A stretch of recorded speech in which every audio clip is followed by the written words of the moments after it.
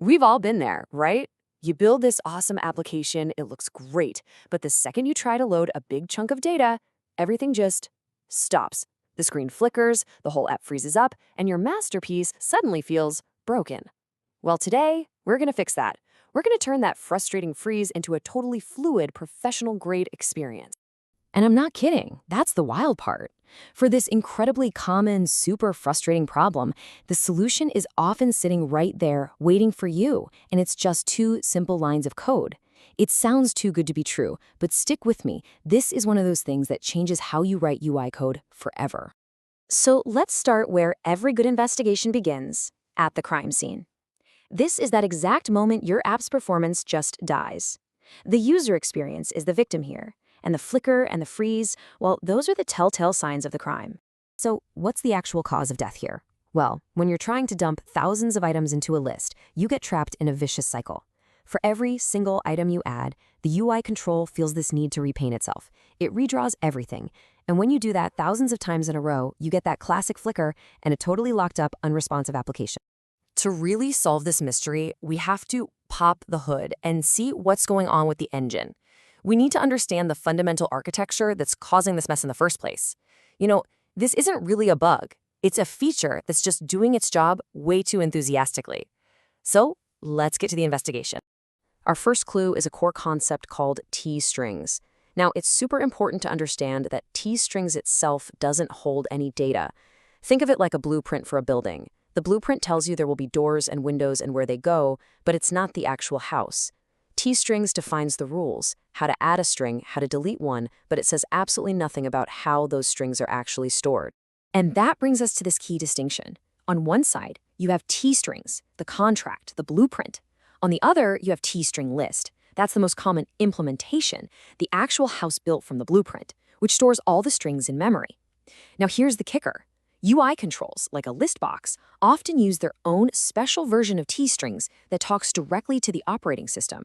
This is a clever trick to avoid storing the data in two places at once. And there it is, the smoking gun. Because of that direct link to the operating system, every time you add an item, an on-change event fires. This thing is like an alarm bell that screams at the entire user interface. Stop everything. Something changed. We have to repaint the whole screen and recalculate every layout. Do that 1,000 times a second, and, well, you get a performance catastrophe. But now that we've identified our culprit, we can reveal the breakthrough. There's a simple, elegant pattern that lets us put a Do Not Disturb sign on the door of our UI control, telling it to just chill out for a minute while we get our work done. Okay, let's make this real, a test case. Loading just 2,000 items into a FireMonkey list box takes a ridiculous 35 seconds. The app is completely unusable for that entire time.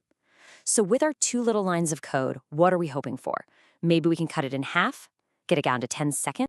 Nope, it's 280 times faster. Just let that number sink in for a second. We go from a painful, app-killing 35-second wait all the way down to 125 milliseconds. It's so fast it feels instant. This isn't just a small improvement, it's a total game changer. It's the difference between an app that feels amateur and one that feels absolutely solid and professional. So how do we do it? It's this beautiful Do Not Disturb pattern. Right before you start adding your items, you call Begin Update. This is you telling the control, hey, I'm about to make a ton of changes. Just hang tight, don't repaint anything. Then you run your loop and add all your items. And once you're done, you call End Update. Only then does the control wake up and repaint itself, just one time, with all the new data. Simple, right? Okay, I need everyone to lean in for this one. If you take away only one thing from our time together, let it be this. This is the golden rule. You must, I repeat, must always wrap this code in a try finally block. Why? Imagine an error happens halfway through your loop. Your app could crash, and End Update would never get called. And you know what that means? Your UI is now permanently frozen. The finally block is your safety net. It guarantees that End Update gets called no matter what happens. This is absolutely non-negotiable. So our Do Not Disturb pattern is a superhero for handling thousands of items.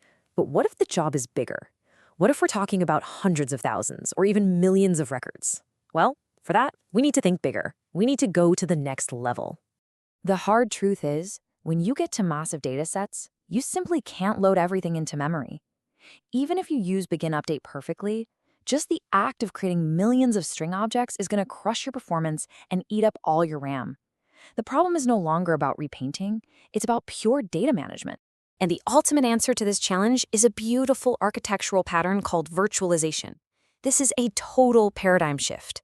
With the virtual control, you don't actually add any data to the list.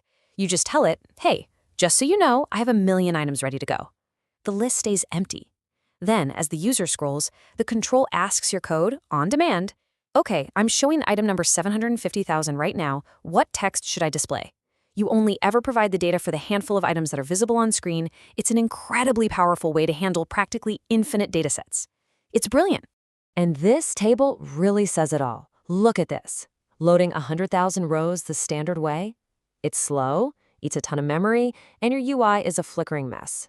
With our optimized begin update pattern, it's good, fast, responsive. But with the virtual control, it's in a different league. Loading is literally instant. Memory usage is next to nothing. And the responsiveness is perfect. It's not even a fair fight. Okay, we've gone from the crime scene to the culprit to some really advanced solutions. Let's wrap this all up and put it into a clear, actionable playbook that you can start using in your projects today. Think of this as your cheat sheet for building high-performance UIs. All right, here we go. Your 5 rules for elite UI performance. 1, and I'm going to say it one last time, try finally. Always, it's your safety net. 2, do all your heavy lifting, like querying a database, before you call begin update. Get all your data ready first so the time the UI is locked is as short as humanly possible. 3, know your escalation path. Start with begin update. If that's not enough, you now know that virtualization is your ultimate weapon for massive data. 4, this is a great pro tip. Pre-allocate the memory for your lists using dot capacity. This stops the list from having to constantly resize itself in the background, which is a hidden performance killer. And 5, be especially mindful of this stuff in FireMonkey, because of its powerful layout engine, it's more sensitive to these updates, which means the performance gains you get from doing it right are even more massive. And that really brings us to the final thought I want to leave you with. Because at the end of the day, optimizing your UI isn't just about making numbers go down.